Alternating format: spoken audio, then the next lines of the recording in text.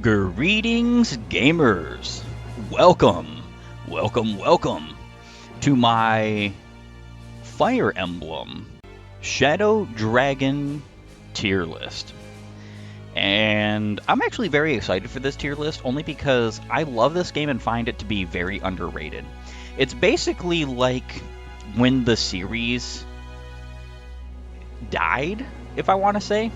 Because what happened is that Shadow Dragon came out, it wasn't well received.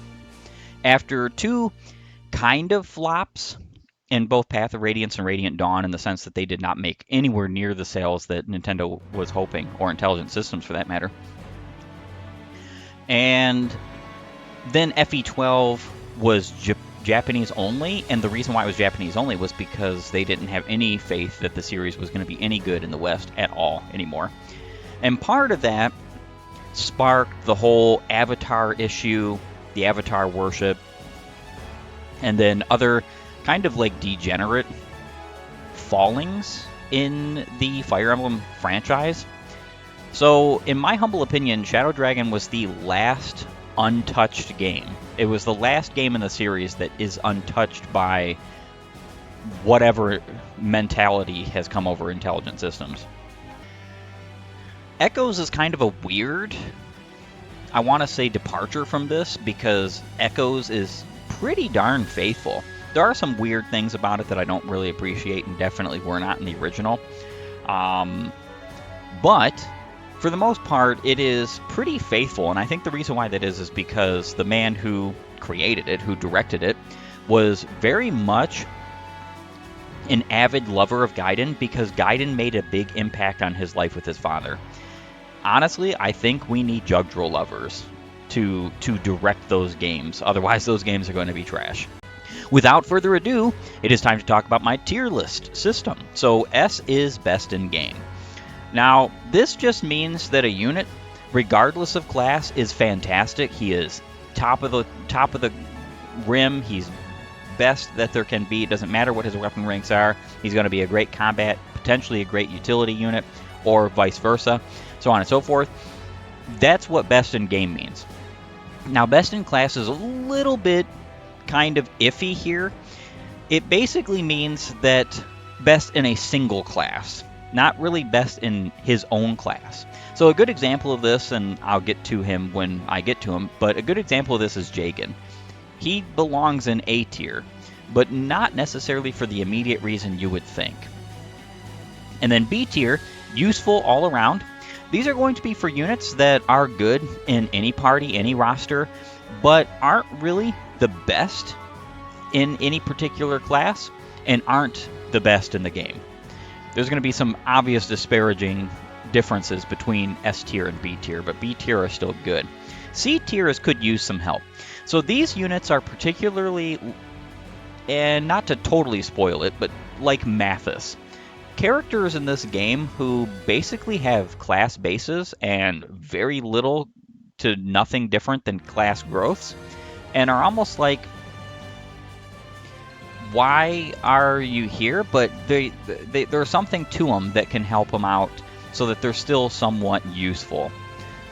And could use some help in the whole stats or whatever department, but are still usable. And then D tier, not worth your time. So not worth your time are actually kind of a lot of units. I'm going to tell you right now, D tier is every single unnamed generic you get in this game. Not worth your time. There is no reason to kill off your units to go to Gaiden chapters, and there is no reason to kill off your units to have unnamed generics, unless you're going to go for some kind of, I want to say, harder game. What's actually funny is I've actually tried going for the Gaidens, and you actively have to continuously kill off your characters constantly, because if you get down to a certain point, the game will give you generics, and if you have too many generics on top of your regular units, you can't go to a Gaiden chapter, so you also have to kill off the generics. It's actually kind of heinous. I think the Gaidens in this game are abysmal, and it's the reason why in the final tier it says Prologue and Gaidens.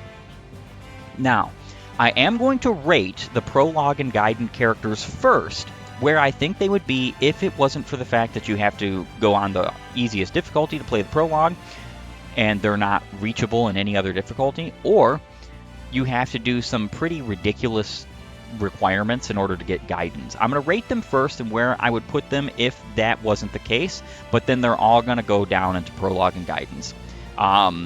They are not useful characters. They're not good characters.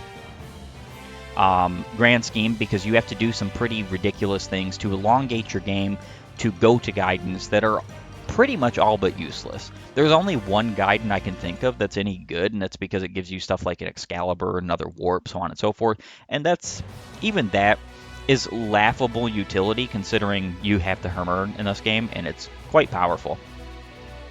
So, without further ado, it is time to begin with my very first rating. So, Marth. I kind of am tempted to put Marth in A tier. So the reason why he would be qualified for an A tier unit for me is because I actually think Marth is pretty good. He's got very good growth rates, better than most people in this game. And he has 30 levels to grow, no promotion, so he does get promotion gains, but he has decent movement. And then he also has a lot of utility in this game. So Marth gets the Fire Emblem, which allows him to open up any locks, any chests, stuff like that. And that's useful. It's not exactly what I would say a great tool in his kit, but it is a tool in his kit, right? You can't deny that it is a tool in his kit. He also gets the Falchion. The Falchion is amazing, especially the better Falchion. If you're looking to use Marth to defeat Medius, Marth is very blessed with a very interesting design philosophy in this game, and that is that weapons can be forged, but it's not like the forging of Path of Radiance and Radiant Dawn.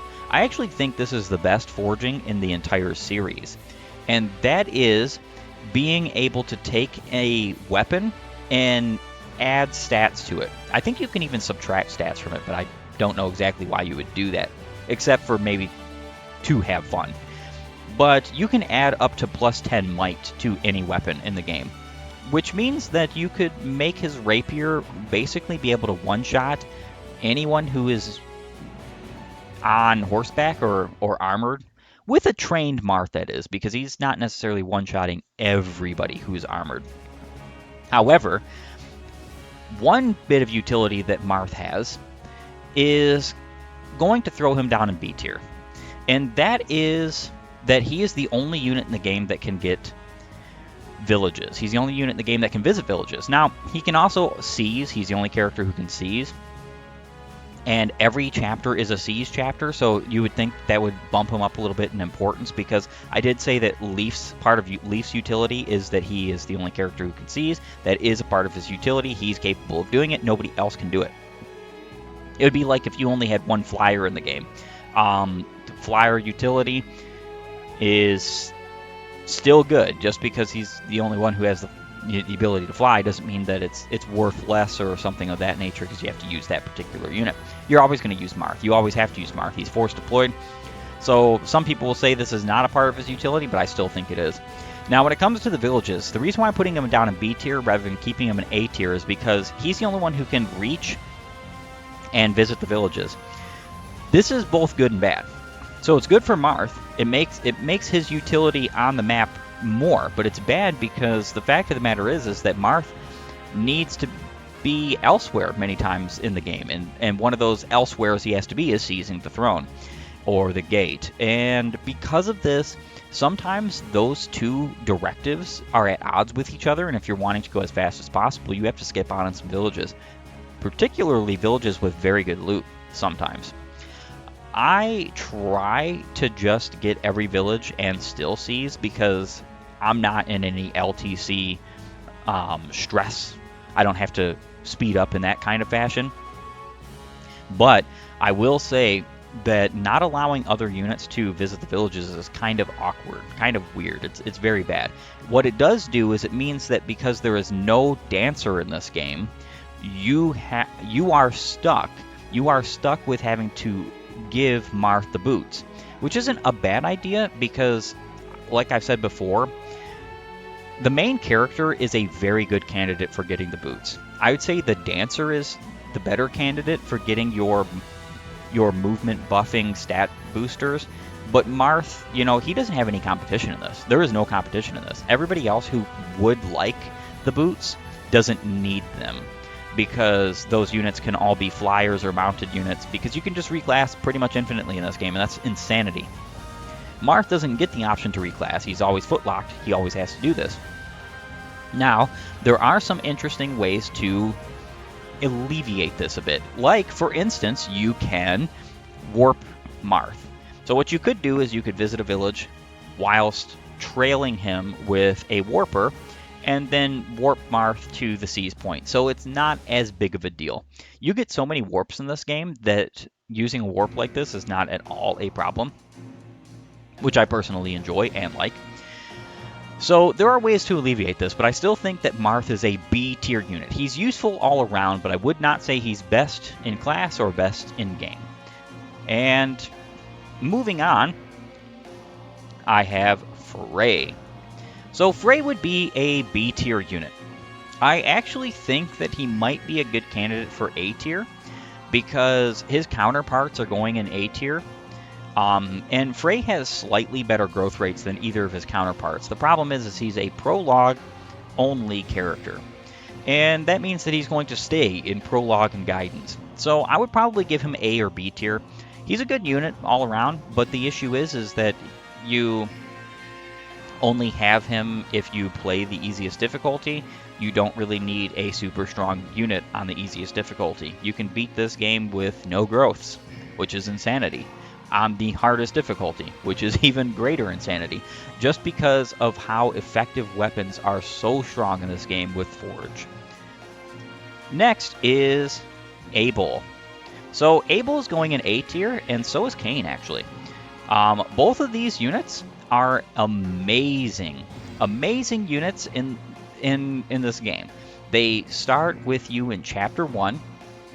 They have all the time in the world to level up, to promote, to get as good a stats as possible, to raise weapon ranks, to get forges, to use things like the Rider's Bane and the Armor Slayer. And with that in mind, they're just pretty fantastic units. They're capable of doing pretty much all you want them to do. They can even become flyers, if I'm not mistaken, because Paladins, one of the reclass abilities for a Paladin is a flyer, which is a Draco Knight. In that case, they become even better because they have stronger stats whilst as a flyer, because the Draco Knight's buffs are so insane. I actually think the Draco Knight is the best physical class in this game.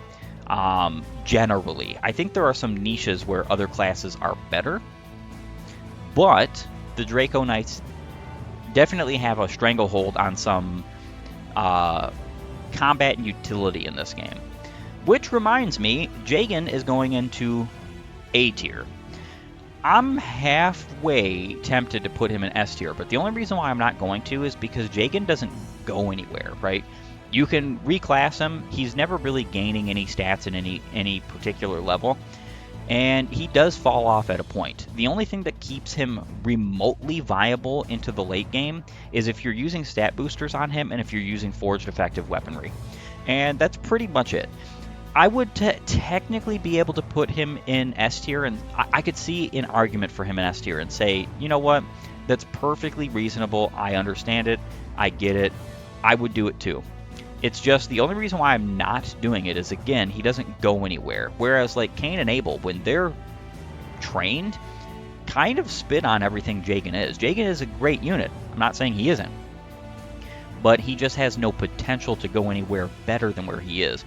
And as I've been mentioning Draco Knights, Draco Knight is basically what you want to put all three of these units in. Best in class, their class that they are best in is Draco Knight. And it's unfortunate that that's the case, because they're all Paladins and you would think that that would be great, but it's just not how it works. It really isn't.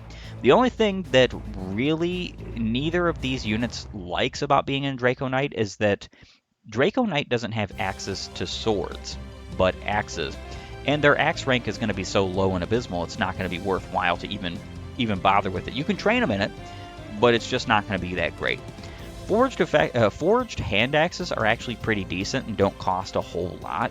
So there is some argument with that, especially because hand axes are E tier or E rank. But next unit to speak of is Gordon. Gordon. Not worth your time. D tier. So Gordon is not good regardless of what class you put him into, but I am going to, this is where I'm going to show forth what I'm saying here. I am primarily thinking of a unit in terms of his particular class that he starts with and promotes to. So even though best in class means best in a class, in other words, you don't necessarily have to be the class you promote to in order to be best in that class or good in that class or so on and so forth, I still particularly think of Cain, Abel, and Jagan as paladins upon promotion, and Jagan just paladin, period. Gordon is not good. Archers and snipers are not good. His reclass options are not good. And there's a lot of people who will argue for him, especially in the higher difficulties, because reliable ranged chip damage is actually pretty useful as you get into the higher difficulties, because javelins and hand axes do not have good hit. Even after Forge, bows are still better in the hit department. I don't think that this supplements him. I really just don't. I think he's not worth your time. He is not a good unit, whether he's trained or left at base. Which reminds me of Draug. So, Draug is a D tier unit. Draug is only good in the very lowest of difficulties, and only good if you reclass him into, like, a class that uses speed, because he has a pretty high base speed to his class, or to his character particularly, because how this game works is that each individual character has his own sets of base stats, and then when you reclass, your stats are lowered or raised depending on the base stats of that class. And for Draug to have the base speed he has as an armor, that means he actually has to have a pretty decent personal character base. And I've heard that you can make him pretty good if you reclass him into certain things. I don't think that this salvages him. Units that don't have good potential without reclassing are not worth your time, in my humble opinion, because then they're just not good all around. Typically, when I play this game, I don't play with anybody who's below B tier. If you're a C tier or a D tier unit, you're not going to be used on my team, because there are so many units in this wonderful game that it's just not actually viable to use as many units as the game throws at you. The next unit is Norn. So Norn is another D tier unit. She's arguably slightly better than Gordon, but this is minimal, because even if she was extremely better than Gordon, like let's say she had 110% in all her growths, it wouldn't matter. The reason why is because you have to go to the prologue in order to have her. And having a unit with those kinds of overkill growth rates on the easiest difficulty in the game is cute, but it's not needed. So D tier she goes, and finally prologue and Gaiden. Sheeta. The very first S tier unit in this game. Leave me tell you, if you do not think that Sheeta is an S tier unit in Shadow Dragon, you do not have a valid understanding of this game. You do not even have to use her or like her personally. But objectively speaking, she has everything needed to make an S tier unit. She's a flyer off the bat, so until you can reclass, she is capable of having all the flyer utility in the game. She has one of the best preferential weapons in the game in the Wing Spear, which is effective against horses and armored. It has very good might, very good hit, and has a very good potential with Forge. And let alone this, Sheeta gets the access of fixing all of her stats by promoting into a Draco Knight. So some people would say, well, why not promote her into a Falcon Knight?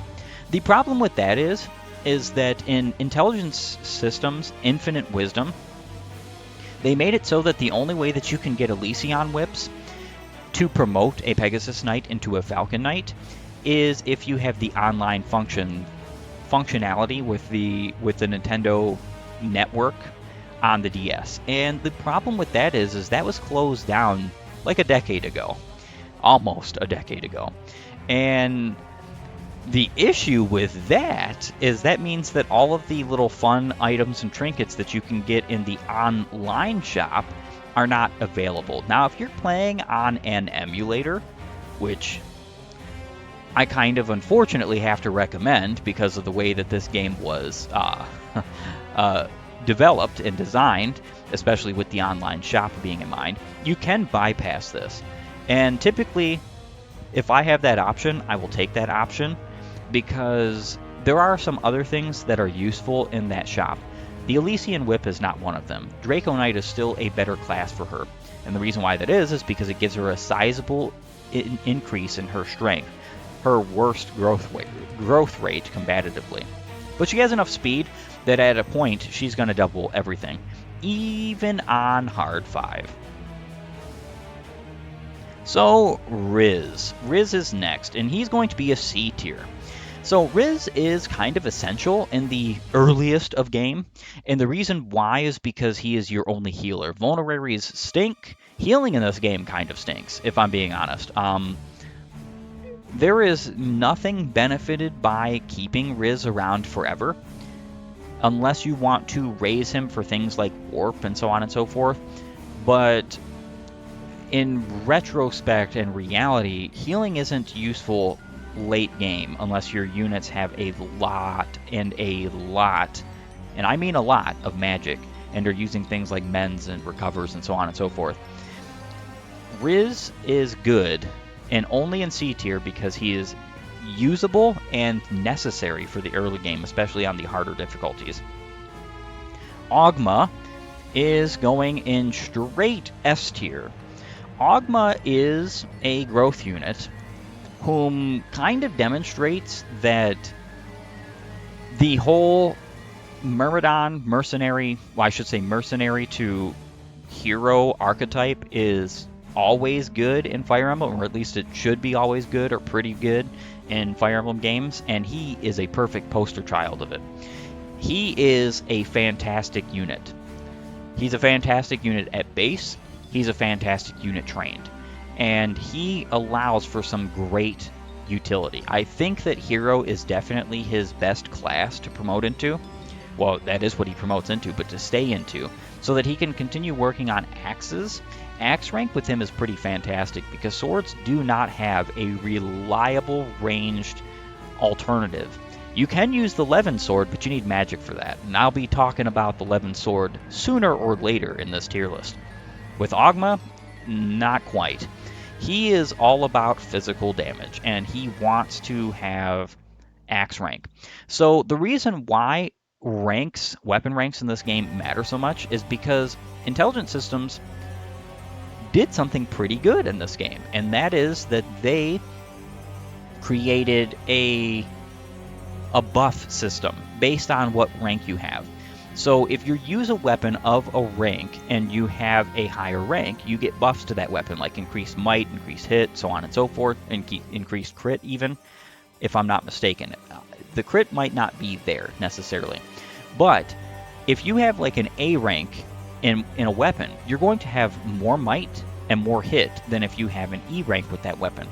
And it goes up every single rank. So the fact of the matter is that Ogma really wants to work on his axes. It's actually one of the reasons why, like I said before, I really do think about units being in particularly his class first and foremost, because Cain, Abel, and Jagan don't really care for being in an axe-wielding class because they don't have axe rank. And grinding that axe rank is possible, but until you do, you're going to be at a severe disadvantage, especially in the early game. Ogma doesn't really have this problem because he starts out with swords and gains axes upon promotion. He's actually a very good candidate for early promotion because of this, and then getting that axe rank up as fast as possible is very good. The very next character to talk about is Barst. So in my humble opinion, I actually think Barst is better than Ogma. I think he has better growth rates and just a better immediate class that he promotes into. I don't even think Ogma promote or can reclass into Berserker. But Berserker is probably my favorite physical class in this game. Berserker is just one of my favorite physical classes in any game. And the reason why is because you are incredibly strong. It's an axe-wielding class. He doesn't need any other weapons than axes. He doesn't need to be a hero. He doesn't need to be anything like that. In fact, the only reason why I don't... If it is available to Ogma, the only reason why I wouldn't reclass Ogma into a Berserker is because he already has sword rank, and using both can be beneficial. Whereas Barst doesn't care about that.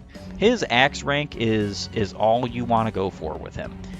And an A rank axes on a Berserker that's trained is pretty insane. I think he is an incredible unit. One of the things I love using with him, too, in the early game is the Devil Axe, because the Devil Axe in this game, though it has still the innate ability to damage its user, it's actually very good because it has very high might and very high hit, unlike the majority of other games that it's in.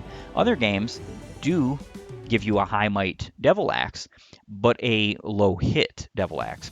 I don't recall if it does give you weapon experience points buffs, like it does in most of the other entries in this series, but if it does, that's a boon too. I'm not particularly rating the weapons of this game. Next on the list is Board. So, if I'm not mistaken, Board is the one who has a C rank in axes, which means he is capable of using the hammer off the bat. So I'm going to put him in C tier because that does give him some utility. Cord is a D tier. I would actually put both of these units in D tier if it wasn't for the fact that Board has a higher weapon rank, and that weapon rank allows him to do some pretty neat stuff, like for instance one-shotting generals and knights. If you have a forged hammer, the hammer is a decent weapon to forge. It's not the best weapon to forge, but it is decent, and I think that that's enough utility, especially in the early game, that it can be viable to put him in a tier above Cord. I don't actually think that either of these units are all that good. Next is Castor. So Castor is in a little bit better position than Gordon, and that's because he is a hunter. Hunters are arguably like at least twice as good as an archer. Archers are terrible. Snipers are actually pretty decent, but archers are just terrible units in this game to start with. Of course, you can do the whole reclassing bit, but like I said, I am primarily focusing on units in his direct class. Horseman is a great class. It's not the best class in the game, but it is a great class. And Castor is capable of making that work. He's also capable of making ranged chip damage work. Gordon technically can too. I'm not going to totally discount that, but I definitely do not think that... I don't think that Gordon is good enough to be in C tier. Castor's not really all that good either, but for the early game, he can be kind of decent. Next on the list is Deros, immediate D tier. So he's basically Board and Cord, and without Board's weapon rank, and he joins at basically the same time. I don't really understand why this game decided to give you a trio of axe users besides Barst, because these units are just not good. They really just are not good. I think the only thing that, for instance, Cord has, or Board has, above Barst is a weapon rank higher. Yeah, Barst has D tier in axes, which isn't that great. But the fact of the matter is that Barst actually has growth rates and a decent potential, whereas none of Board and Cord or Deros are going to go pretty much anywhere. The very next unit I do want to talk about is Julian, I think Julian is an A tier unit.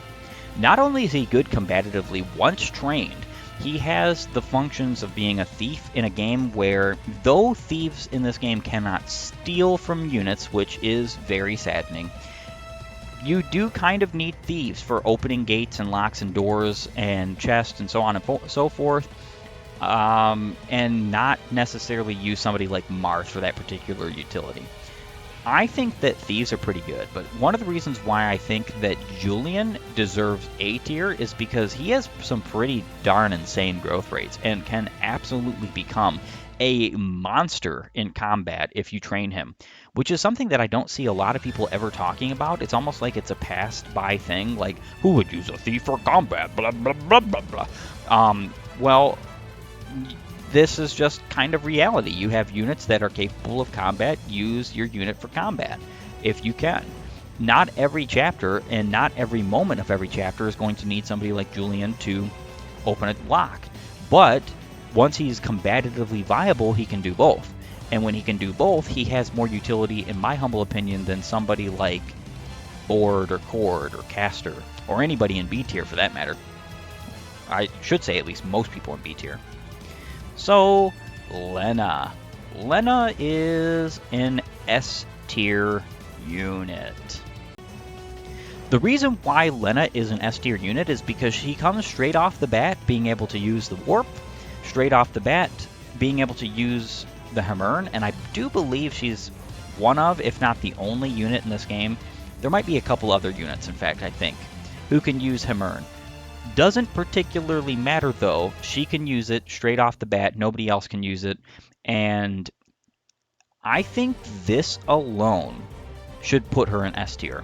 It's kind of like the whole Safi conundrum, right? The only reason why I did not put Safi in S tier when I was doing my Thracia tier list is because my tiers in that particular game, it excluded her entirely from being S tier. Because S tier was for perfect combat and utility. Because Thracia has units that have both to offer.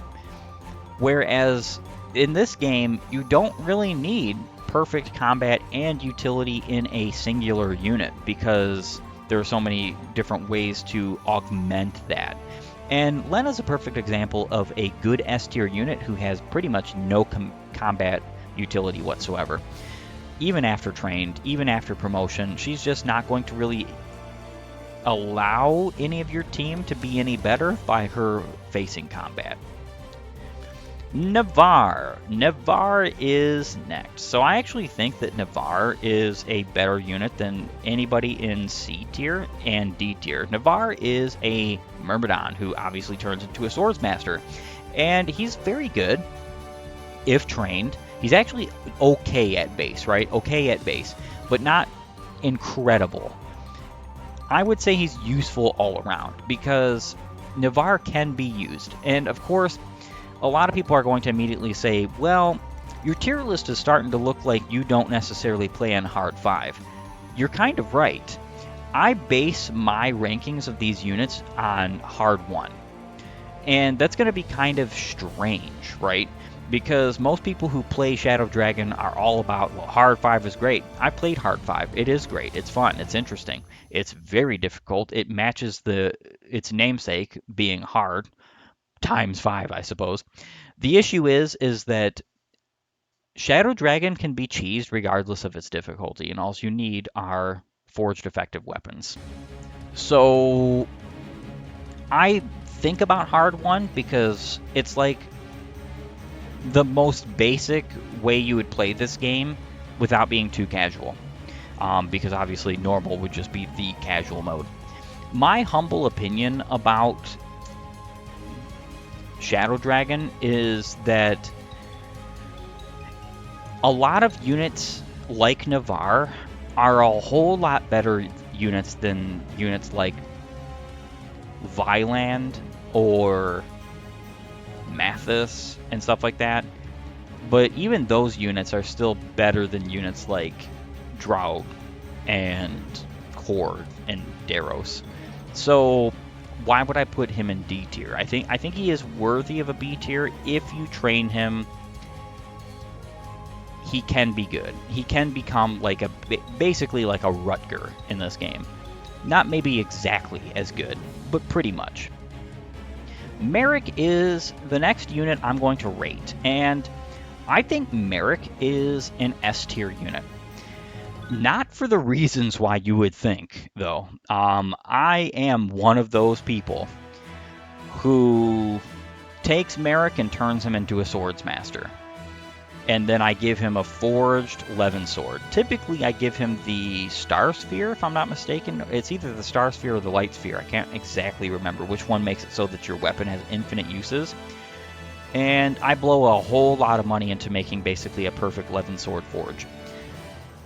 Hilarious about this is when you have a Merrick who has capped magic and speed. When you have a Merrick who has capped magic and speed as a swordsmaster, he only has 20 magic, but he'll have 30 speed. And that means that he can just destroy pretty much everything in the game, barring Medius. There was a time back when me and my friends first got Shadow Dragon. All those years ago, it first came out, first got Nintendo DS's. We were all in on this game. And then we found out that there was an arena which you could fight each other in, which is one of the best functional features of this game. I played on that arena all the time. And let me tell you, there were hardly a time I lost. And the reason why is because Merrick. Capped magic, capped speed, swordsmaster with a capped out Levin sword.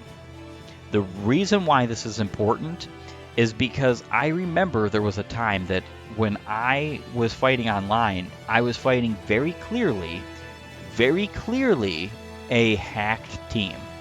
That team consisted of 5 whole units that had capped movement, as well as not only capped movement, but capped every stat except for resistance. And the stat of resistance not being capped was their downfall. I was able to defeat that team with Merrick by himself. And I wish I was a content creator at the time. I wish I was recording at the time. It's obviously not possible for me to even recreate that because there is no online functionality for this game anymore. But it was just so amazing. That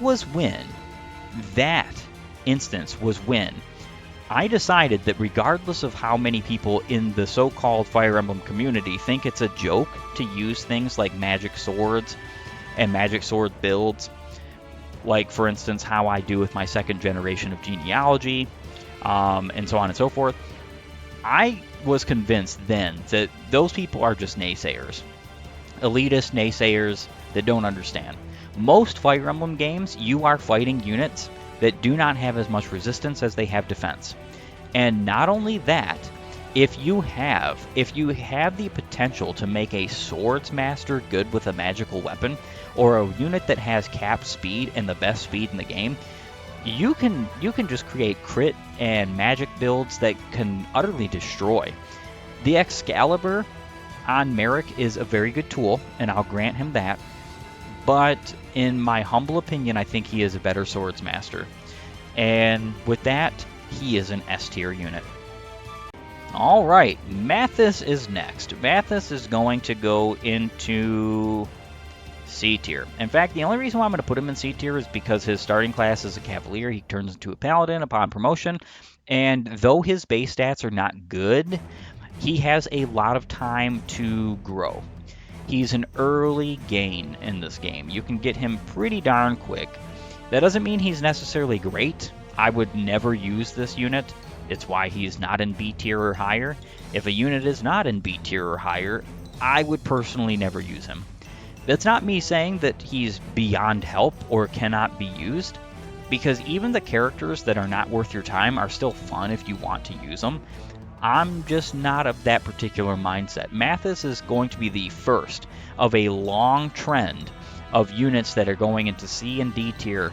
In fact, I think these two are going to be the most filled of the tiers because they're just so many terrible units in Shadow Dragon. It's actually kind of insane. So many terrible units. They could have taken out half the roster, and there would still be too many terrible units. But speaking on a good unit, I have Hardin. So Hardin, in my humble opinion, is the best Cavalier in this game turned Paladin. I think he's way better than Kain, way better than Abel, way better than Jaken. And it's because his growth rates are fantastic. He also has a lot of time to use those growth rates. Not as much, I'll grant you, as Kain and Abel. But upon promotion and upon getting there, he's going to be better than them. Quite a bit better than them. He has a D rank in swords, and he has a B rank in lances. The B rank in lances is pretty good. This means that he's going to be relatively good with javelins. He's going to keep up. He's not like Jagen in the sense that Jagen has those higher ranks to start with, but the fact of the matter is it really doesn't matter.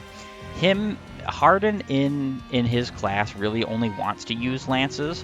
He can get away with using swords, especially if you raise him up to C tier. He can use armor slayers. But with B tier in lances, he is very close to having A tier, A rank, I should say. And the issue is that javelins are insanely good in this game, especially forged, with a unit that has an A rank in lances and knows how to use them. 1-2 range isn't as good in Shadow Dragon as it has been in some other games, like for instance in Path of Radiance, Radiant Dawn, and in the GBA games, but it is still useful here, and it can definitely help to have something like a Forged Javelin. Upon further consideration, though, I think I originally put him into S tier because I wanted to say that he had at least B tier in both swords and lances, but reconsidering that, I actually think he's an A tier unit because I wouldn't say he's like better at base than Jagen, right? That's just not going to happen. But he just does have better potential than Jagen, and he has better potential, in my humble opinion, than Kain or Abel. Now, Wolf and Sedgar are immediate S tier. I halfway wanted to make a tier for them all, for just them, a double S tier. I seriously thought about it because the fact of the matter is that these particular units are insane. They have the best growth rates in the series, if I'm not mistaken, just better than pretty much anybody else. I think only Holy Blood kids in Generation 2 of Genealogy with certain Holy Blood pairings can match their growth rates. They are insane. And what's cool about them is that they're both pre-promoted horsemen. So they are pre-promotes with insane growth rates that have 19 levels to grow, and I think this is so cool. It's basically like, hey, look, these units have everything that you could want in a unit. They're trying to dispel the hate towards like pre-promoted units. I still think a lot of people hate these units because folks think that these units are just way overtuned or overbalanced or whatever. This is Fire Emblem, friend. This is a single player RPG, turn-based RPG, where you're fighting the AI, buddy. These two units could be even more quote-unquote overtuned than they already are, and it wouldn't make a damn difference, honestly. It's like the people who complain about warp staves in Shadow Dragon and Thracia. Get over it. Alright, so I have since decided that I am going to make a Wolf and Sedgar tier double S, just maybe for a joke, you could say, because I don't really think that they're so overpowered in this game that they even outmatch people in the S tier, but I think it's humorous enough, right? So the very next unit I want to speak about is Rocher. Rocher is unfortunately going to go into immediate D tier. And in fact, so is Violent. These units are just not good. They join you at the exact same time that the others of the Wolf Guard join you, which is Hardin, Wolf, and Sedgar. And you can see a problem here. They basically have base stats and growth rates of Mathis, who joined several chapters before them, and they're not good. Well, actually, I don't even think Mathis joined several chapters. I think it's just one chapter. But it doesn't matter. They're still just not good. They're not good units. They're basically trying to be like replacements. The problem is that the Arcanea series has a lot of replacement units because permadeath is something that the intelligent systems developers, Kaga and his team, wanted to make as a functional feature of original Fire Emblem. So then you see these units and you see why they're so bad. They're basically like a punishment for you losing the better units that you've already obtained. The issue with that is that permadeath in Fire Emblem has kind of gone the way of the dodo bird. In fact, I don't think that most people play with permadeath in mind casually ever. Ever. I don't think I've ever once said, you know what? I spent all that time investing in this unit. I'm just going to let him die. I just don't see that. The only way that I could potentially see that is like if you're not using the autosave function in genealogy and you have to basically restart a whole chapter in order to get a single unit back. Those chapters last so long that that's kind of unreasonable, but you have to be a bit of a moron to not be using the in-game save state feature. So even in that case, I find this to be abysmal. And with the modern conveniences, albeit, not legitimate conveniences, but modern conveniences of things like emulators and like speed up and so on, and fast forward and rewind and save state functions and load state functions, the fact that people still think that like this has ever been, or this is still like a part of the series, is kind of baffling to me. Now, that's not me saying I want it to go. Actually, not at all. I want there to be consequences for you losing your units. Stuff like Phoenix mode or your units dying and then being able to come back next chapter is kind of abysmal. Kind of like really, really abysmal. You can cheese your way through anything at that point. I remember when I first figured this out in 3 Houses that there is a mode that allows you to do that. I played on the mode on the hardest difficulty just to see how easy it was, and I cheesed it.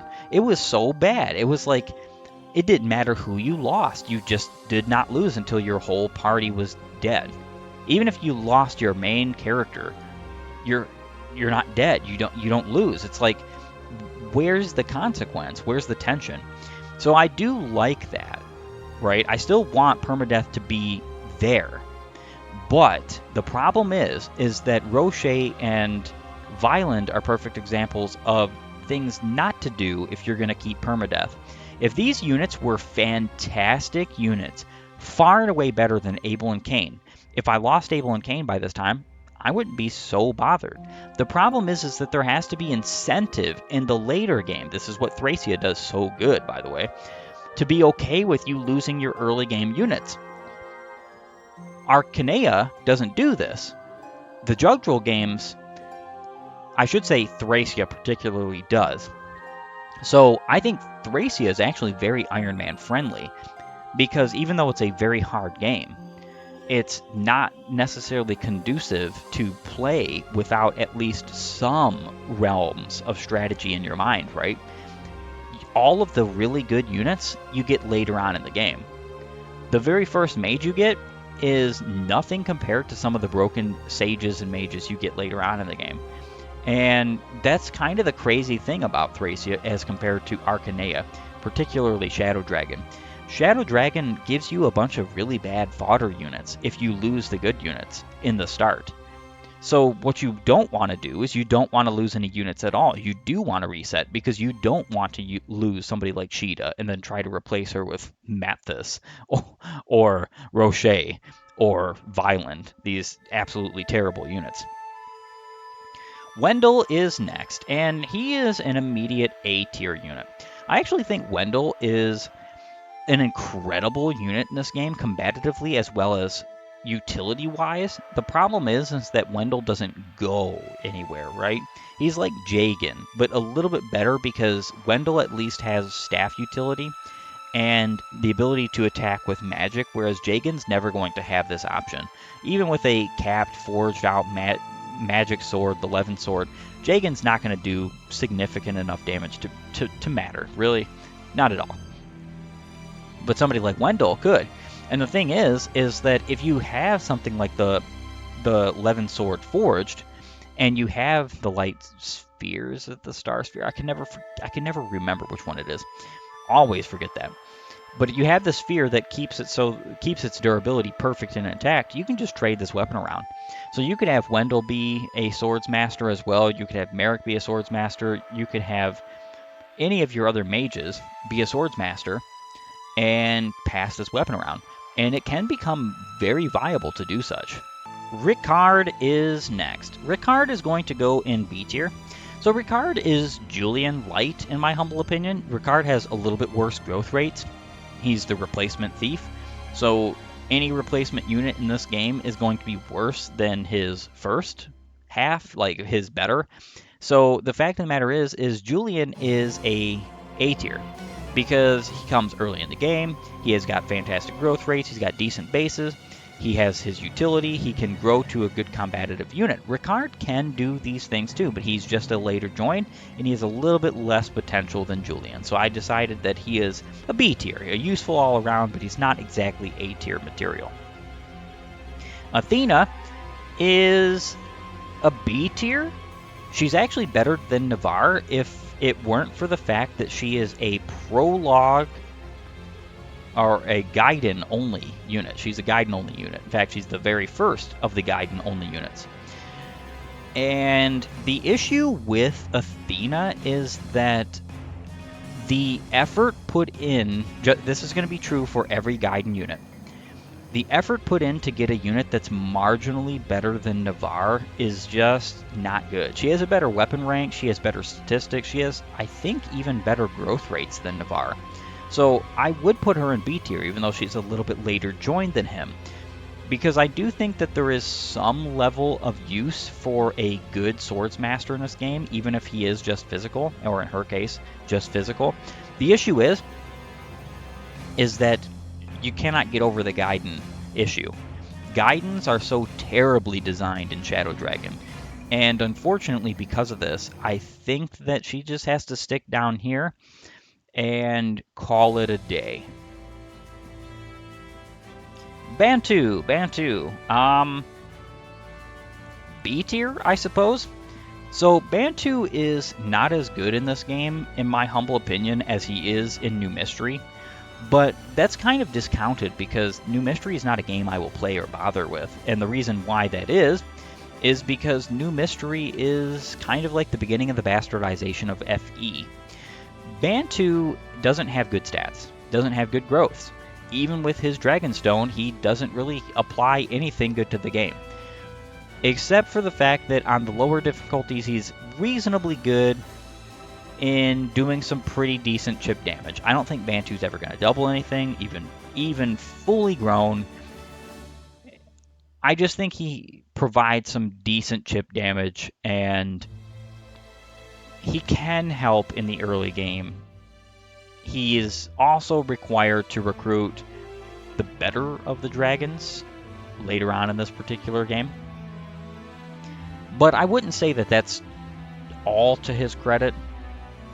I still don't... I think he's useful, right? I think he's useful. He's definitely better than units like Mathis and Riz and Board and Caster. He's definitely better than units like that. But do I typically use him? Nah, I'd say he's typically a unit that I would pass on.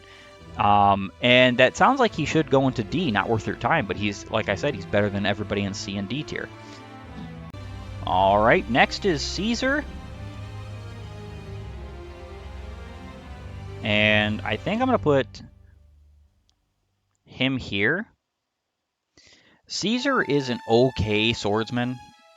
He's an okay replacement for somebody like Ogma at this point in this game, if you've lost your Ogma. But the problem is that's all he is a replacement. See, Rad is a replacement as well, and so is Roger. But these units are a little bit worse, in my humble opinion, than Caesar. I don't think any of these units are really that good. I don't think I would ever use them in any way, shape, or form unless I was seriously hurting for units. And at that point, I would almost think that it would be more worth it to reset the game. Next is George, one of another pre-promotes in this game. I think he is an A tier unit. And the only reason why I think he is worthy of an A tier is because he is very close to being able to use the Parthia. Very close to being able to use the best bow in the game. As a sniper, pre-promoted. His stats are not good. Pre-promotes in this game typically don't have good stats. His growths are okay. And he's definitely a whole margin, huge margin, better than anybody like Castor or Gordon. His chip damage is actually pretty exceptional, especially once he gets the Parthia. Even with the silver bow, it's decent at A rank in bows. But the issue is that he's so close to the Parthia, and the Parthia has such good utility, and nobody else in this game is getting to the Parthia without some very serious training. So I seriously think that he is a candidate for being the best archer in this game, the best bow user in this game. And because he can use the Parthia, and the Parthia is basically his preferential weapon, he is kind of underrated. I would say he's underrated. I don't think he's fantastic. I don't think he's like S tier. In fact, I don't even necessarily think that he competes against some of the units in A tier, but I think he has a place here because the Parthia is just that strong. It's just that good. And once he gets there, which is, I think, only 5 weapon uses away from it. I think he's only 5 weapons uses away from it because he has B plus 45. So he's pretty close. He's basically on track to be one of your better damage dealers on player phase. He's not really going to do much enemy phasing, and this is the problem of archers in most Fire Emblem games. This is the reason why in most Fire Emblem games, an archer, even a pre-promoted sniper, I wouldn't rate that highly. But again, he is capable of using the best bow in the game very shortly. Maria is, I would say, a B tier unit. I think she's actually potentially very good if you train her, especially her staff rank. She's not too far away from being able to use some of the better utility staves, because she has a D plus 10. That doesn't seem like all that great, but a couple of barriers here and there, so on and so forth. And, you know, using men's staves and so on and so forth. She's going to get to C tier. When she promotes, she'll be at B tier. I actually think she'll get like B tier plus some. So she's actually not so incredibly far away from being able to reliably use the better specific staves in the game, especially because Warp is only a C tier, if I'm not mistaken. And with that in mind, I think she's a good candidate as a replacement for Lena. I think she's a much better candidate for a replacement unit than saying like Mathis is a good replacement for Cain or Abel. I just can't possibly see that. Now, she is exactly 2 tiers below, just like that unit is 2 tiers below Cain and Abel. But I'd still say that the difference between an S tier unit and a B tier unit is not as big of a difference as the difference between an A tier and a C tier unit. C tier units are just, I'm not using them. I'm just throwing it out there. I'm not using them. Minerva, I would say that she is an S tier unit. She is pre-promoted as a Draco Knight, potentially one of the best in the game. And the big reason why that is because she comes with an A rank in axes, so she can use the Hot Claire immediately. It's basically her preferential weapon. Now, at this point in the game, if you've trained up somebody like Barst, or even Ogma with his axe rank, you can get somebody to the point where he is close to A rank. I don't think you can necessarily get to A rank at this point with either of those units. Maybe. And if you could, the Hot Claire isn't necessarily hers alone. But until you do, the Hot Claire is. And it is an incredibly good damage dealing weapon. The Hot Claire, as well as the Parthia and every one of the other regalia in Arcanea, can be used to basically give you a vulnerary effect. I find this to be abysmal. If it was like Leaf's Lightbrand in Thracia, I would think it was actually useful, because that would be like an elixir. Even though these weapons only have 20 uses, whereas Leaf's Lightbrand has 60, the issue is, and this is a big issue, using a weapon that only has 20 uses, using one of those uses to give yourself, 10 HP, is a joke. I really think that that's got to be a joke. Put some vulneraries on your unit. It's not that difficult. It's really, it's really not that difficult. Who uses the Hot Claire to give his unit 10 HP? I want to know the stupidity behind something like that. But it is something that she can do with the Hot Clear, so I guess that is a part of the Hot Clear's utility. It's the best axe in the game. It is bar none the best axe in the game. Now, you can forge certain weapons, especially effective weapons, axes particularly, that give the Hot Clear a run for its money in certain circumstances and situations. True. But the Hot Clear is just the best general axe in the game, and I really do think that Minerva, being a flyer, a Draco Knight, good bases, decent growth, an amazing axe rank in A, not so great of a lance rank in D, but you could train her up to C and give her something like a Rider's Bane relatively quickly. I wouldn't do it. I wouldn't even waste my time with that. But it's not impossible, and I do think that she is basically like Sheeta Light, but with a different utility. And because of that different utility, I think that she's worthy of going in this position. Because, for instance, Sheeta won't even bother with using axes. If you use axes on Sheeta, it's purely because you want something like hand axes, and I really think that's not worth it, when javelins can do the job just as good, especially if she has a much higher weapon rank in lances. So Lind is going to go in, I want to say, this is hard. So she's either an S tier or an A tier. I think that she starts as an A tier. She's too late of a join to put in S tier. Lind is an incredible damage dealer with her Oratome, and you can easily get her to promotion.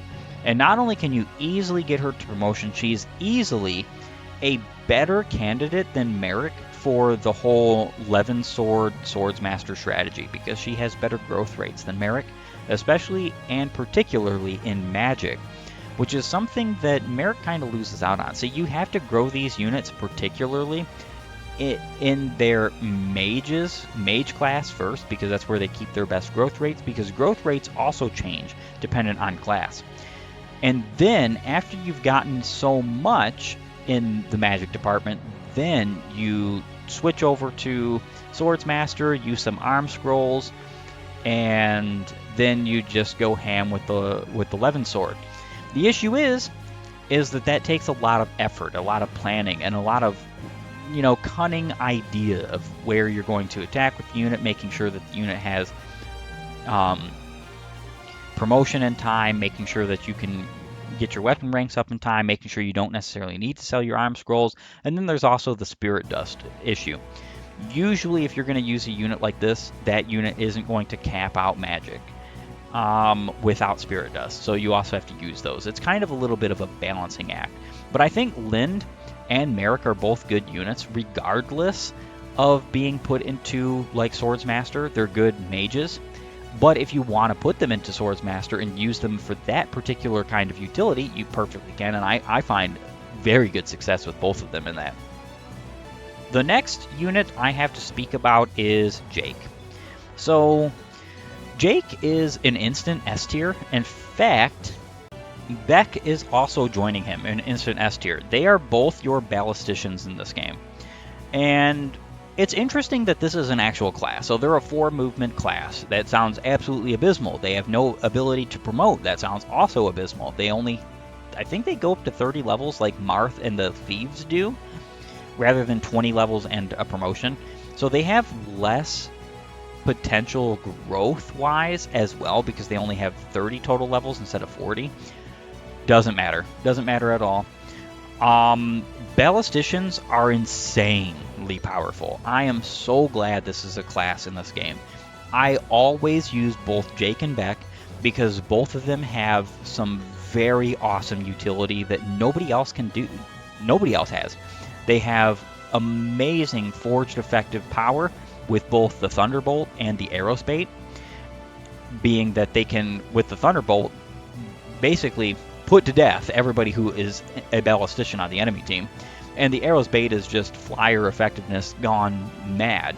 The Elephant is an insanely powerful weapon. The Stone Hoist isn't so good, and I kind of wish that what the Stone Hoist did was also like area of effect damage, because that would give it its own little niche, because why would you use that otherwise? Though it is the cheapest to forge, so technically you can use that and utilize their abilities without necessarily having to waste the Thunderbolt or having to waste the Aerospate. The Thunderbolt also happens to be magical, so it's not only effective against other ballisticians, but it's magical. So there's some cases where it can be even useful against just low resistance units. These two units are incredible. To have basically a walking ballista, only 4 movement of course, but they have 3 to 10 range. That's insane. And because this isn't Advance Wars, where you have to park your rockets and you have to park your artillery before you can attack with them, these units can move and attack. So technically they have more like a 3 to 14 range attack, which is actually kind of insane. Kind of abysmally insane, given the fact that you do not get a siege tome until the very last chapter in this game. These guys, they pull their weight. They more than pull their weight. They are fantastic, amazing units, and I cannot stress enough that the utility that they have is pretty much bar none. So next would be Midia. Midia is going to go into, I want to say, B tier. I actually think Midia is not that bad of a unit. She is a decent paladin. She's not going to be a great one. She's not, blowing the roof off of the house. But I would use her. I would absolutely use her. I think she's actually pretty decent. I think she has some utility to her that's not all that bad. She's still a good combat unit. She's still a pre-promoted paladin. She still has plenty of class change options that you can take her into to allow her to really utilize the full extent of her power as a pre-promoted paladin. She's got decent weapon ranks in C rank and lances and D rank and swords. They're not, again, we're not blowing the roof off the house with this unit, but I still think she's okay. She's decent. She's usable. She's going to be a good replacement for your units, unlike some of the other units in this game that are just bad replacements, like Dolph. Dolph is a C tier unit. I would also say that Massillon is a C tier unit. Both of these units are usable. They're not good. They're just not good. They could use a little bit of help. They are both capable of doing something. You can use them, especially if you reclass them. I wouldn't keep them in the classes that they are. Armor Knights are just not good in this particular game, unfortunately. They can be good under certain circumstances, especially as a general, because generals are just a whole new world.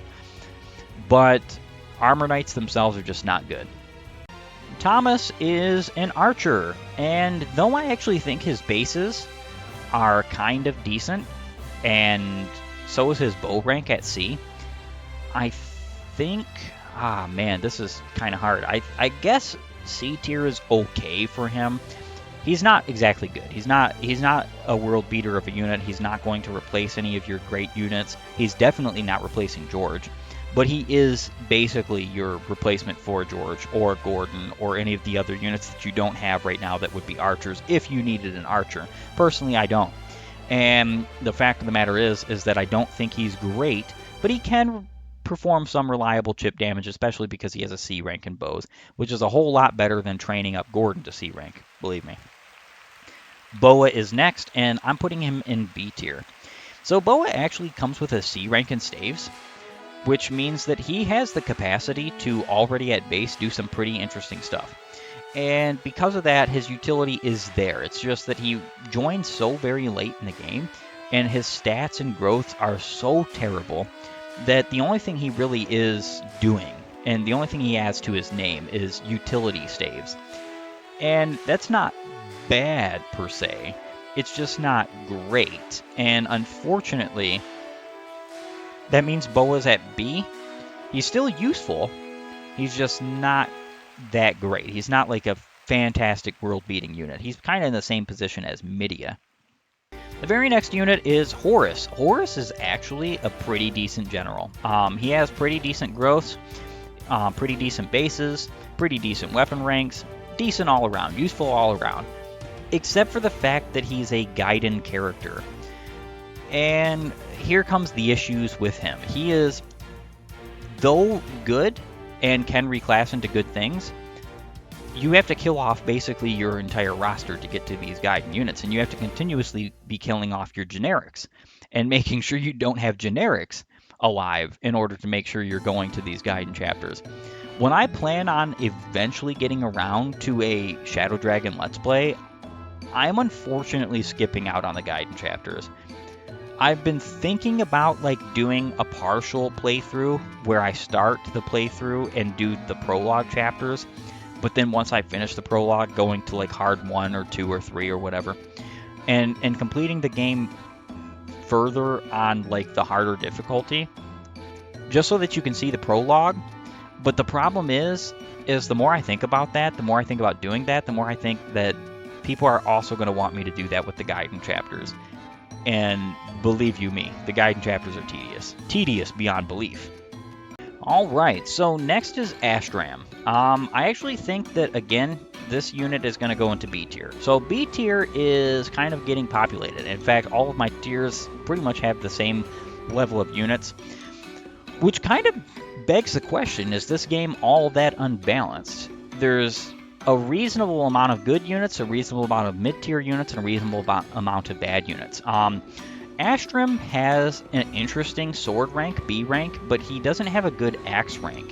And because of this, he's kind of like Ogma, but a super late join.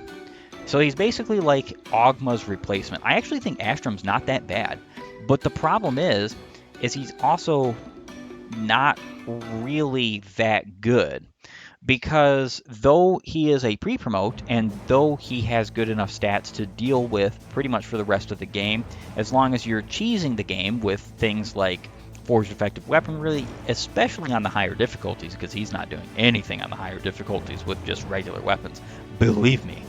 I think he's usable and I think he's very good, but I just don't think he's like a perfect unit, and I don't think he's even a perfect replacement for somebody like Ogma, because Ogma, in my humble opinion, where I get him to is I get him to a higher axe rank, because the problem with this comparison is that Ogma has a C rank in swords. That's pretty much all you need, unless you're wanting to use silver swords, which is at B. So Ogma has a whole lot more time to rank up his axe rank. And even if you wanted, you could get him up to A rank in swords before Astram would ever join. So as long as you're keeping your units alive and being kind of diligent about that, you're not necessarily losing out by not picking somebody like Astram. Now, if Astram was opposite of this, if Astram had like a good axe rank comparatively to a sword rank, I actually think he would be a good replacement for Ogma. He might even be an A tier unit, because if his ranks were swapped around, he would basically be what I'm trying to do with Ogma, which is get him a good axe rank rather than a sword rank. The very next unit to speak about is Palla. So Palla is good. I think she's an A tier. She's definitely not a Sheeta. So the reason why that is because Sheeta is a Chapter 1 join. Palla is a basically mid to late game join.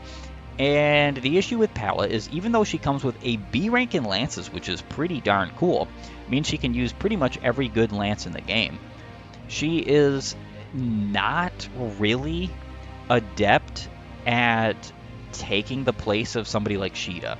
She's still good. All of the flyers in this game are pretty good. The flyers at base, I should say, except for maybe Est. Est is a little bit too much tedium in a character, I would say. Too much grinding necessary. Palla is better than her sister, Catria. Catria is going to go in B tier. So you can kind of see a functionality thing here where S tier for Sheeta, A tier for Pella, and then B tier for Catria. Now, Catria still joins with a C rank in Lances, so she's still going to be pretty good with Lances, but the problem is that she is not as good as her sister, Pella, and she's definitely not going to be as good as Sheeta, because Sheeta is already promoted. Sheeta's not only promoted at this point, but she's already gotten the promotional gain, she's already gotten the weapon ranks that she needs, and could even have used axes by this point. And this is the big problem with Pella and Catria. If you want to use axes with these units, you're starting pretty late in the game, and you have a long haul. Whereas Sheeta can be promoted relatively quick, and when you promote her relatively quick, you can start working on axes immediately if that's your plan, if that's your desire. And that just leaves both of them kind of in the dust. Are they still good units? Yes. That's why they're in A and B tier respectively. But I would not say that they're perfect replacements for somebody like Sheeta. They're more like complementary to Sheeta, not really replacements to her. All right, so next is Aram and Samson. I'm putting both of these units in B tier because I think that they are B tier units. These are actually good units. Aaron is a good replacement for Jagan. Samson is a good replacement for Ogma, or Astrum even. I think that both of these units are pretty good. They both have good bases, good stats.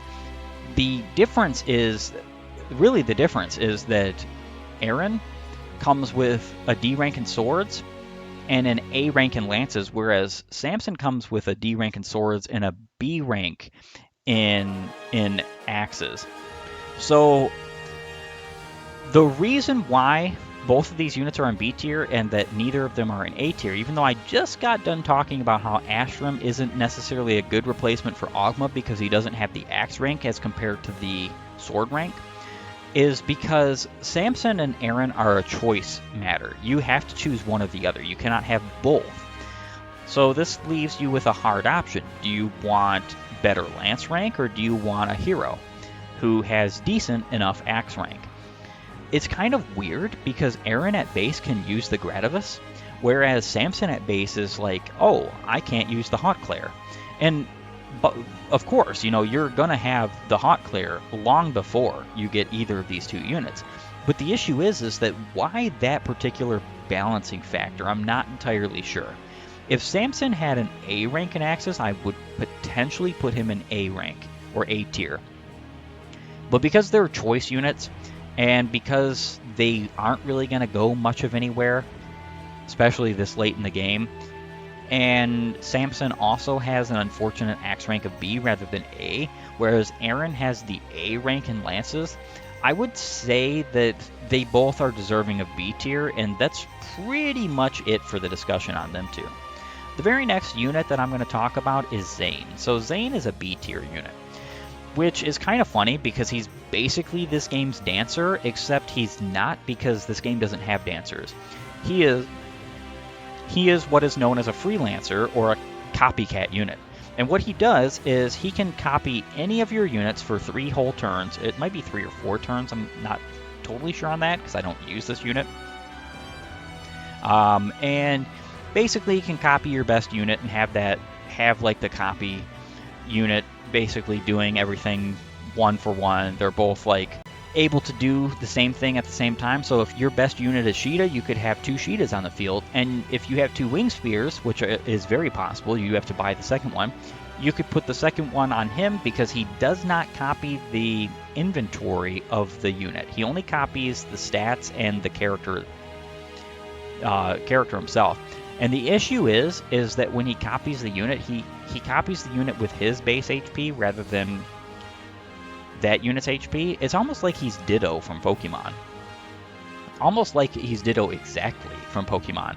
As if they were like, let's look into other Nintendo IPs and see if we can't find a way to make an interesting unit in this game. And they were like, oh, Pokemon has Ditto. Yeah, let's do that. That sounds like a great idea. In reality, I think dancers are just infinitely better than these units. I think that these units or this particular unit, because he only exists in FE1 and FE11. I don't think FE3 and FE12 has him in it in this particular guise. In FE1, he had to level up by attacking as an untransformed unit, so as himself. That's why he could use swords. He can't use any weapons in this game. I find that kind of weird, but it doesn't really matter because he can transform. The problem is that when he transforms, it takes up his turn. And then the next couple of turns, he's good to go, but then he's going to have to transform again because his transformation does have a limit on time. I don't like this unit. I know that there's uses for him because you basically get double of your best unit. You could have 2 Jagans, you could have 2 Pallas, 2 Catrias, you could have 2 Wendels, 2 Merricks, 2 Cain and Abels, 2 Sheeta, 2 Ogma, whatever. You could have 2 Wolves, 2 Sedgars. He can copy these units. But the issue is like I said, he's expending a turn and he's only copied for a few turns. Let alone the fact that you have to fill his inventory with stuff that those units can use also, so that he can use it once he's transformed. And then you're going to have to go next to that unit again and transform again if you want to stay with that unit and that inventory. I think he's too tedious of a unit to use. I'm not going to put him in C tier or D tier because I do think he's better than those units, but I do find serious flaws in his design. At the very least, he can gain experience points when transformed, right? Rather than what he could in FE1, but let me tell you, it's not making much of a difference for him. The very next unit is Etzel.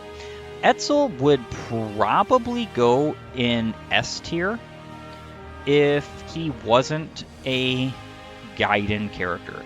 Etzel has the base magic of Goto, who is the best magical unit you get in this game, which is insane because his magic is only, like 11? I think. Base magic of 11, but Goto also has an A rank in Tome, so there's that. Etzel has an incredible, absolutely incredible set of bases and growths. He has a B rank in Tomes and a D rank in Staves, so he's not really going to do much with staff utility, especially this late in the game. But his Tome rank is pretty darn good. He could eventually get... I think he can use at B rank the Excalibur, which would be pretty cool. And he has better growths than somebody like Merrick or Wendell, and I think his growths are comparably good to somebody like Lind. But the issue is that, again, he is a Gaiden character, a very late join, and not worth the effort put into getting him. But if that wasn't the case, he would be an easy S tier. He would be an easy S tier. Even this late in the game, joining as strong as he is, he's basically as strong as Goto. And otherwise, he would be free in that matter. And S tier would be an immediate and obvious spot for him. Next will be Est. I actually think Est is a B tier, which is going to sound kind of weird because she is a unit that needs training. Luckily, in the chapter that she joins, she comes with a Rider's Bane. So all the Cavaliers that she's potentially fighting in this chapter, she can one-shot or close to one-shot, or at least damage them if they're already weakened, and KO them and get her levels very quickly. And in that case, she has good potential to grow. In fact, I would say great potential because she has far and away better growth rates than either Palacatria or Sheeta. If you do grow her, if you do raise her, she is going to be a pretty fantastic Draco Knight. But at base, I think that she's not anywhere near as good as somebody like Sheeta or Pala. She's kind of comparable to Catria, though, because she's got only slightly less bases than Catria, and she's got better growths, and she comes with the same lance rank of C.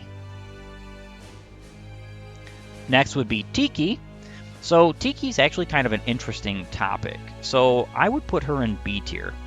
And the reason why I would put her in B tier is because at base, she's not fantastic, but once grown, she is amazing. She does have some of the best growth rates in this entire game and in the entire series. They're on par or similar to Wolf and Sedgar, but the problem is she's an incredibly late join, and she's also a choice unit. And the choice is between her and Nagi.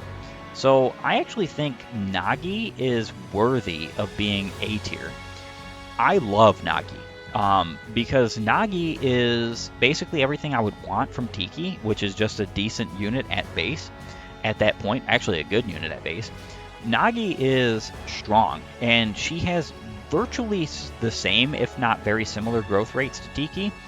So not only do you get a unit that has better bases, but grows pretty much the same. I think her growths are marginally worse, but it doesn't particularly matter. It's the bases over growth argument all the time. She has a much better time being trained, and the reason why is because she has much better stats at base.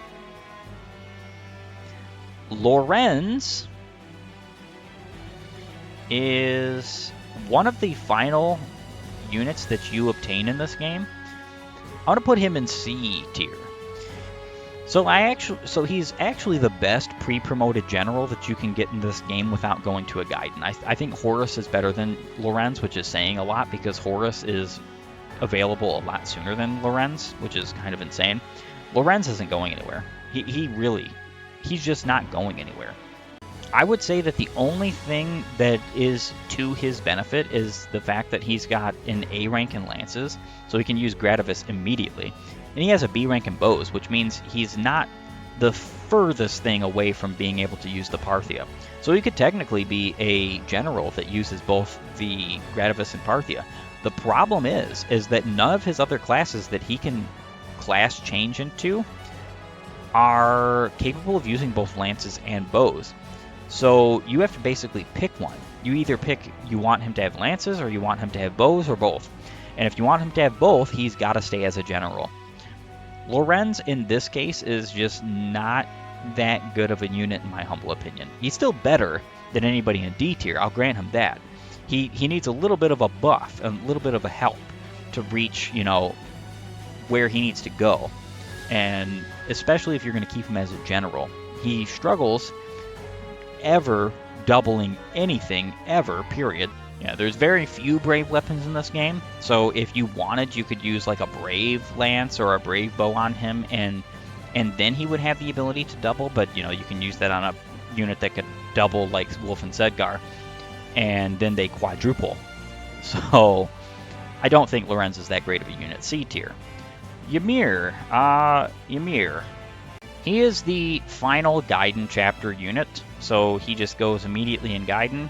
I would probably rank him B tier if it wasn't for that. He's actually a pre-promoted warrior with a good axe rank and an okay bow rank. But again, he's just a Gaiden unit. And because he's just a Gaiden unit, I think he has to go in immediate prologue and Gaiden tier. Which, by the way, is lower than D tier. I just didn't want to necessarily call it E tier because, like I said, I'm ranking these units first and then just chucking them in here because the issue is that these units are not realistically units you're going to use in the game unless you are actively destroying your own team and actively being as tedious as possible. And the problem with that is that then you're not playing Fire Emblem with any note of efficiency. And there's a lot of people who don't want to play Fire Emblem with efficiency. That's fine. I'm not about to tell you that you have to LTC a game. I don't. But I just find the whole grinding and tedium and super inefficient play to be boring in my own way. So Ymir is just going to go down in that little tier, and that's where he's going to stay. So now I have Elise, Marth's sister, and I think she's an easy B tier unit. She could be a potential unit for A tier, I think, because she does start off with a very good staff rank in A. So she can use every staff in the game. In fact, I even think she can use other, interesting staves. I think she can even use the Hammer. No. See, I was thinking of something else.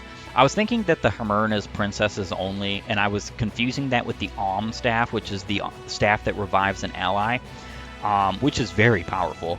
The Alm staff is capable of being used by Maria, I think Minerva, if you were to reclass her into a class that can use staves, as well as Elise and Lena, so on and so forth. The princesses of this game can all use it. And the Alm is incredible utility. Being able to revive a unit is insane. You can use somebody like Nagi or Tiki to attack, warp them in, attack Medius. If they die, even on hard 5, revive them and finish the job.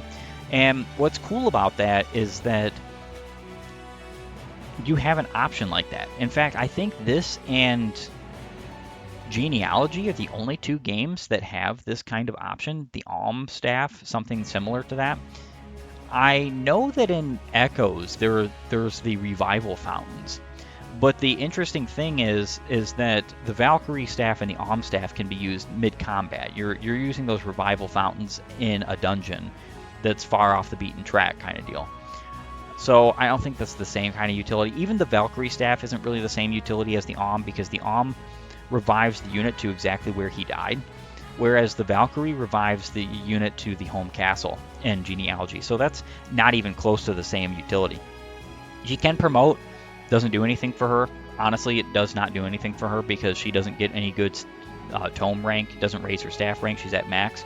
She doesn't lose staff rank, this, that, or the other. So the fact of the matter is that she's basically just supposed to be an easy endgame staff unit that replaces any of the other staff units that you have lost. She's actually a very good replacement for any of the staff units you have lost, because she can use any of them. She can use the warp, she can use the barriers, she can use the, well, not the Hermern. The Hermern is Lena only. Goodness gracious, it's Lena only.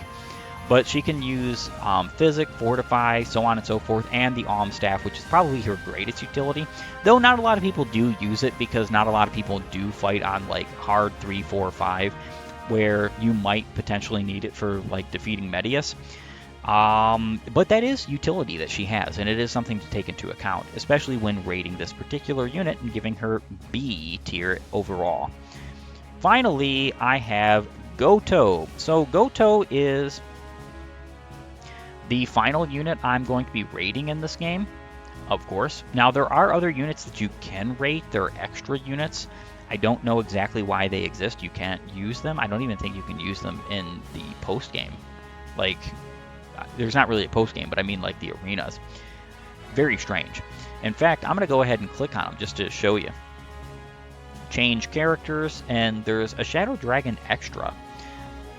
I would have to look into this further to see exactly what these units are or what this is talking about. Like, I understand Marth here as a child makes sense, but you only use him during the prologue, so I think that's kind of a silly little thing there. But I'm going to talk about Goto for a second. Goto is the strongest pre-promote in this game besides Wolf and Sedgar, in my humble opinion.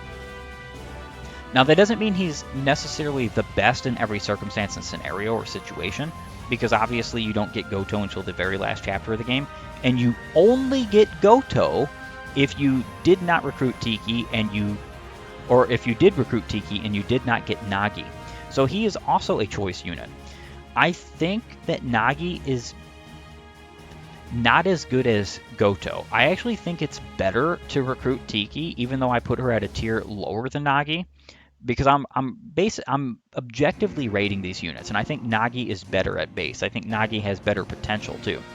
But Tiki, having Tiki and Goto at the same time is kind of like you're double dipping for a bit, because Goto is just an amazing unit. Not only does he have A rank in tomes, but he also has A rank in staves, and he comes with the one and only Swarm tome that you get in the game. I think you might be able to buy a Swarm earlier if you go to like a secret shop, maybe. Aha! So upon further inspection, I looked it up. I was thinking that it was either in the secret shop or in the online shop. Neither is true. You cannot buy a Swarm, so you are only getting a Swarm with Goto. I don't think it's necessary to have especially because the problem is that as a pre-promoted sage, he's very strong for other pre-promotes in realms of like his statistics. His statistics are amazing, right? He has no reclass options because he joins in the final chapter and you can't reclass him. But and this is kind of a huge problem here. Merrick and Linda would have much higher stats than him by the time that he joins. So really, his utility is being that he has both staff and tomes at A rank, and he has decent stats, good stats, in fact, as well as swarm. These are good utilities, but all in all, I don't think the swarm alone makes him a good unit. It's like the combination of all the things together makes him a good unit. So this happens to be my tier list for Fire Emblem 11 Shadow Dragon. I do think that there's potentially some issues with this list, and the reason being is because I'm not like infinitely knowledgeable about this game, in the sense that though I played it a lot, I just don't remember or know absolutely everything. There were some things I had to look up when I was doing my research for this tier list, and even during the tier list, like for instance the fact that I did not remember if swarms were something you could buy in the secret shop or so on and so forth, and I couldn't even remember if there were brave weapons in this game because you get so very few of them. And honestly, I do think that the majority of my tier list makes sense. I think that pretty much everybody in C tier and D tier could be condensed into like D tier, and everybody in the prologue could and Gaiden chapters could be put in D tier. I even think some of the units in B tier could be moved down a bit. But for the most part, I think this is pretty accurate to exactly how I would think the units are and how good I think the units are, and the worth and the value of using particular units. What you'll notice if you ever see me play this game is that pretty much all of my party consists of the Wolf and Sedgar double S tier, S and A tier units. I think the only unit that I would use in B tier is Marth. In fact, I kind of want to put him in A tier just because I feel as though he's better utility-wise than anybody in B tier. So I think I'm going to do that. I think I'm honestly going to do that. That's a little bit of a last-minute change, but I think he's good enough to be in an A tier on his own. Though I could see arguments for leaving him in B tier. And if you were one of those folks who wanted to make that argument, please do. Comment down below. Tell me exactly how you think I did and how you would rate some of these units. Maybe tell me if one of your favorite units would be a lot higher, or some of the units that I put up higher you'd put lower. I want to thank you for joining me. If you like my content, please upvote and follow, or like and subscribe. And while you're at it, have a great and glorious day gaming.